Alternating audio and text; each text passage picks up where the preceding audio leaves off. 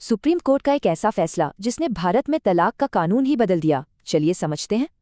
सोचे, मदद के लिए बना कानून ही अगर मुसीबत बन जाए तो। इसी सवाल से सब कुछ बदला। दशकों से आपसी सहमति से तलाक में एक पेंच था, एक जरूरी इंतजार। मतलब तलाक फाइल करने के बाद भी 6 महीने और रुकना ही पड़ता था, कोई चारा नहीं था।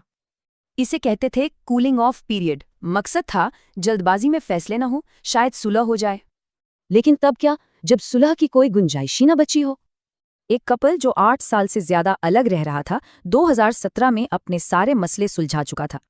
उन्होंने कोर्ट से कहा, ये 6 महीने का इंतजार सिर्फ हमारी तकलीफ बढ़ाएगा, इसे हटा दीजिए। अब सुप्रीम कोर्ट के लिए ये एक मुश्किल सवाल था, क्योंकि पुराने फैसले ही एक दूसरे से अलग थे। पहले भी कोर्ट ने अपनी स्पेशल पावर आर्टिकल 142 से इस इंतजार को माफ किया था। लेकिन एक दूसरे केस में कहा गया था कि इस स्पेशल पावर से कानून का साफ नियम नहीं तोड़ा जा सकता। तो कोर्ट एक तरह से फंस गई थी। तब उन्होंने एक बहुत ही दिलचस्प काम किया, सवाल ही बदल दिया। नियम तोड़ने की बजाय कोर्ट ने पूछा, क्या ये नियम सच में हर हाल में मानना जरूरी है?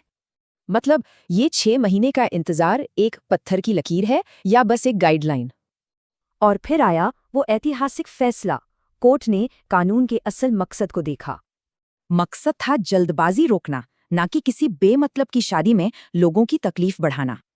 और फैसला आया, ये 6 महीने की शर्त अनिवार्य नहीं, सिर्फ एक गाइडलाइन है। और इस फैसले ने निचली अदालतों को ये पावर दी कि कुछ शर्तों के तहत वो इसे माफ कर सकती हैं। ये 4 शर्तें हैं। लंबा सेपरेशन, सुलह की कोई उम्मीद नहीं, सारे मसले सुलझ चुके हों और इंतजार सिर्फ तकलीफ दे रहा हो।